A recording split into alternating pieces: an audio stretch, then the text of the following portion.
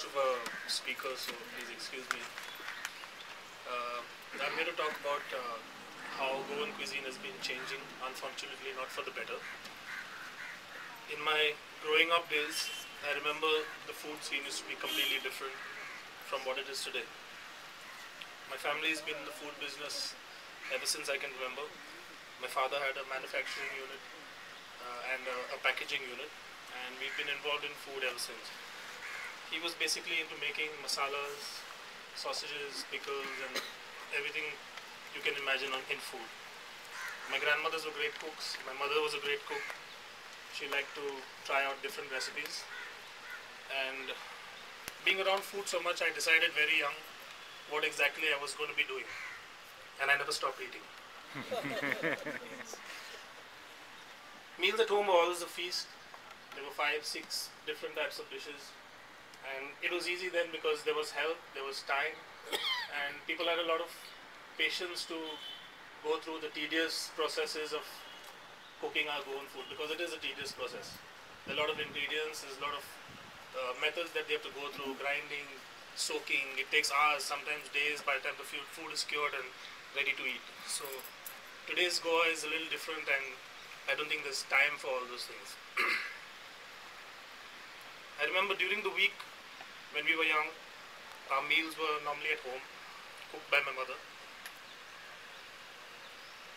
And she always tried to change the recipes on a daily basis. She took some of my grandmother's recipes, innovated them. And unfortunately, the woman of today is either health conscious, so she's into eating healthy food, salads.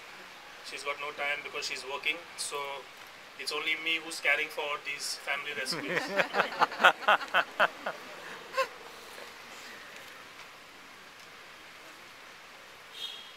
The problem in most Goan homes is all their traditional recipes are just being lost because there's no one interested in inheriting them.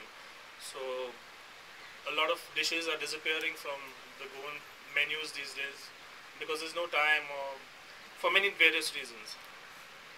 I remember on weekends we would visit normally our local haunt, since we used to live in Porvorim. We used to go to Okokero, which in those days was one of the top Goan restaurants. Not that we had too much of a choice there. I was also exposed mainly to what we call today Indo-Portuguese cuisine, because being a Catholic, that's what we were. And it's also, I was a heavy meat eater, so I preferred it that way.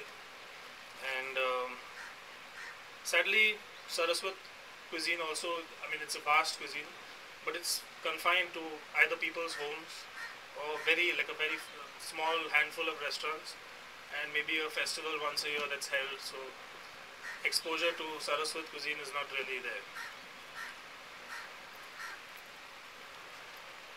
Nowadays, the menus have gone from the vast Sambarachi Kodis and Sorpatels and Sannas, and it's given way to multi-cuisine restaurants serving their version of Indian, continental, Chinese, Italian, and whatever else you can think of. Goan cuisine sadly has become fish curry rice,